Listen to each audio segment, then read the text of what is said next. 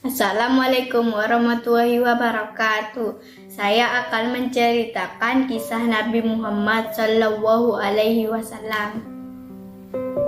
Nabi Muhammad lahir di kota Mekah. Ayahnya bernama Abdullah, ibunya bernama Aminah. Ketika Nabi Muhammad lahir, ayahnya telah tiada. Nabi Muhammad menjadi anak yatim. Nabi Muhammad kecil disusui oleh Halimah. Dia dipelihara oleh Halimah di desa. Ketika berumur 6 tahun, Nabi Muhammad menengok makam ayahnya di kota Madinah. Di perjalanan pulang, ibunya sakit dan meninggal dunia. "Ibu, ibu," panggil nama Muhammad sambil menangis. Sejak saat itu, Nabi Muhammad menjadi yatim piatu. Muhammad kecil dipelihara oleh kakeknya yang bernama Abdul Muthalib. Abdul Muthalib sangat menyayangi Nabi Muhammad. Abdul Muthalib meninggal ketika Nabi Muhammad berumur 8 tahun. Nabi Muhammad merasa sedih sekali. Nabi Muhammad lalu dipelihara oleh pamannya yang bernama Abu Thalib. Abu Thalib sangat menyayangi Nabi Muhammad. Abu Thalib mengajak Nabi Muhammad pergi berdagang ke negeri Syam. Nabi Muhammad senang sekali. Setelah itu Nabi Muhammad menjadi penggembala kambing. Kambing-kambing suka kepada Nabi Muhammad. Saat menggembala, Nabi Muhammad melihat keindahan alam. "Siapakah yang menciptakan bumi dan langit?" tanya Nabi Muhammad dalam hati. Nabi Muhammad tumbuh menjadi pemuda yang cerdas, tampan dan jujur. Semua orang menyayangi. Nabi Muhammad, penduduk Mekah memanggil Nabi Muhammad Al-Amin. Artinya orang yang dapat dipercaya. Saat itu Nabi Muhammad telah menjadi pedagang yang pandai. Nabi Muhammad menikah dengan Khadijah. Khadijah adalah saudagar wanita yang cantik, cerdas dan baik hati. Nabi Muhammad sering pergi ke Gua Hira untuk berpikir, "Siapakah pencipta alam yang indah ini?" pikir Nabi Muhammad. Ketika Nabi Muhammad berumur 40 tahun, datanglah malaikat Jibril ke Gua Hira. Malaikat Jibril adalah utusan Allah. Allah pun mengangkat Muhammad menjadi seorang nabi dan rasul. Allah memberi Nabi Muhammad kitab Al-Quran. Saat itu penduduk Mekah menyembah patung-patung batu. "Sembahlah Allah," kata Nabi Muhammad. "Jangan menyembah patung batu." Penduduk Mekah ada yang menjadi pengikut dan ada yang memusuhi Nabi Muhammad. Para pengikut disebut kaum muslim, yang memusuhi disebut kaum kafir. Kaum kafir suka menyiksa kaum muslim. Mereka tidak suka jika kaum muslim menyembah Allah. Nabi Muhammad mengajak kaum muslim hijrah ke kota Madinah. Kaum muslim di kota Madinah menyambut mereka dengan gembira. Kafir di kota Mekah amat marah. Mereka menyerah kota Madinah berkali-kali. Berkat pertolongan Allah, Nabi Muhammad dan kaum muslim memenangkan peperangan. Kaum kafir di kota Mekah pun akhirnya memeluk Islam. Sejak saat itu, agama Islam menyebar ke seluruh dunia. Orang-orang muslim di dunia saling menyayangi satu sama lain. Semua hidup dalam damai. Wassalamualaikum warahmatullahi wabarakatuh. Assalamualaikum warahmatullahi wabarakatuh. Saya akan menceritakan tentang kisah Nabi Ilyas. Menurut silsilah, Nabi Ilyas adalah keturunan keempat dari Nabi Harun. Ajakan Nabi Ilyas kepada kaumnya. Kaum Nabi Ilyas itu menyembah patung yang disebut Baal. Nabi Ilyas mengajak kaumnya meninggalkan penyembahan terhadap berhala itu dan hanya menyembah kepada Allah saja. Berkata Nabi Ilyas kepada kaumnya, "Takutlah kepada Allah, ya Tuhan kamu yang menciptakan kamu dan Tuhan dari nenek-nenek moyang dulu." Tidak jemu-jemu Nabi Ilyas menyuruh kaumnya agar meninggalkan papagisma atau penyembahan terhadap berhala.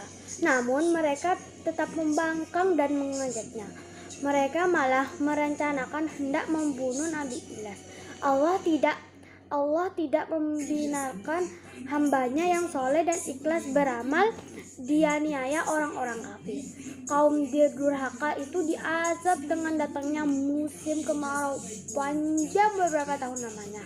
Tak ada air sama sekali, tanaman ternak dan ternak mati bergelimpangan. Air minum sangat sulit didapat, bahkan hampir habis sama sekali. Barulah mereka ingat kepada Nabi Ilyas. Mereka datang kepadanya dan memohon agar didoakan supaya hujan turun. Mereka berjanji bertaubat dan mengikuti ajaran Nabi Ilyas. Nabi Ilyas berdoa dan hujan turun sangat deras. Tanah pertanian kembali seperti semula. Suasana menjadi tentram, kembali menjadi kembali. Pada saat itulah mereka melupakan Nabi Ilyas. Mereka kembali menyembah berhala dan berbuat kedurhakaan. Maka datanglah azab Allah. Mereka ditimpa gempa bumi yang amat dahsyat sehingga mati bergelimpangan. Sedangkan Nabi Ilyas dan para pengikutnya diselamatkan oleh Allah Subhanahu wa taala. Wassalamualaikum warahmatullahi wabarakatuh. Assalamualaikum warahmatullahi wabarakatuh. Perkenalkan, nama saya Naila Aska Mutmainnah, kelas 5 Umar bin Khattab. Sekarang saya akan menceritakan Nabi Muhammad dan pengemis Yahudi buta. Dikisahkan di sudut pasar Madinah Al-Munawwarah, seorang pengemis Yahudi buta. Apabila ada orang yang mendekatinya, ia selalu berkata, "Wahai saudaraku, jangan dekati Muhammad. Dia itu orang gila. Dia itu pembohong. Dia itu tukang sihir. Apabila kalian mendekatinya, kalian akan dipengaruhinya." Hari demi hari, pengemis Yahudi itu mencela Rasulullah. Kejadian itu terus berlangsung di pojok pasar Madinah. Sebagai nabi yang diberi wahyu, Rasulullah tentu tahu apa yang dilakukan pengemis Yahudi buta itu. Setiap pagi Rasulullah SAW mendatanginya dengan membawa makanan, dan tanpa berkata sepatah kata pun Rasulullah menyuapi makanan yang dibawanya kepada pengemis itu. Saat Rasulullah menyuapinya, si pengemis Yahudi itu tetap berpesan agar tidak mendekati orang yang bernama Muhammad. Rasulullah SAW menyuapi pengemis Yahudi itu hingga menjelang beliau wafat. Setelah kewafatannya Rasulullah, tidak ada lagi orang yang membawakan makanan kepada pengemis Yahudi buta itu. Suatu hari, sahabat Nabi Abu Bakar berkunjung ke rumah putrinya Aisyah, yang juga istri Rasulullah. Beliau bertanya kepada putrinya, "Anakku, adakah sunnah kekasihku Nabi Muhammad yang belum aku kerjakan?" Aisyah menjawab ayahnya, "Wahai ayah, engkau adalah seorang ahli sunnah. Hampir tidak ada satu sunnah pun yang belum ayah lakukan kecuali satu sunnah saja." "Apakah itu?" tanya Abu Bakar. Setiap pagi Rasulullah SAW selalu pergi ke ujung pasar dengan membawakan makanan untuk seorang pengemis Yahudi buta yang berada di sana.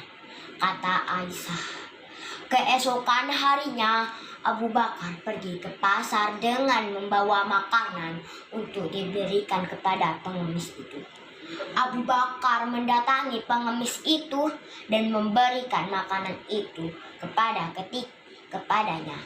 Ketika Abu Bakar mulai menyuapinya, si pengemis marah sambil teriak, "Siapakah kamu?" "Aku," Abu Bakar menjawab, "aku orang yang biasa." "Bukan, engkau bukan yang biasa mendatangiku," jawab si pengemis buta itu. Apabila ia datang kepadaku, tangan ini tidak susah memegang dan mulut ini tidak susah untuk mengunyah. Orang yang biasa mendatangiku selalu menyuapiku, tapi terlebih dahulu dihaluskannya makanan itu dengan mulutnya.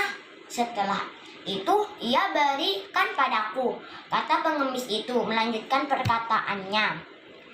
Abu Bakar tidak dapat menahan air matanya.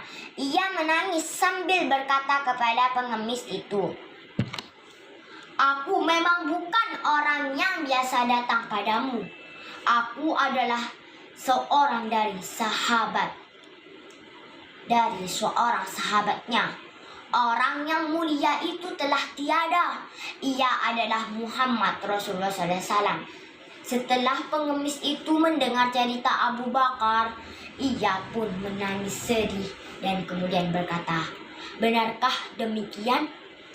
Selama ini aku selalu menghinanya, menfitnahnya. Ia tidak pernah memarahiku sedikit pun. Ia mendatangiku dengan membawa makanan setiap pagi. Ia begitu mulia." Pengemis Yahudi buta itu akhirnya bersahadat di hadapan Abu Bakar. Demikian kisah Rasulullah SAW dengan pengemis Yahudi buta yang begitu menyentuh hati Nabi Muhammad SAW, mengajarkan kepada kita betapa kelembutan akhlak dan budi pekerti yang baik dapat mendatangi kebaikan pada orang lain. Wassalamualaikum warahmatullahi wabarakatuh.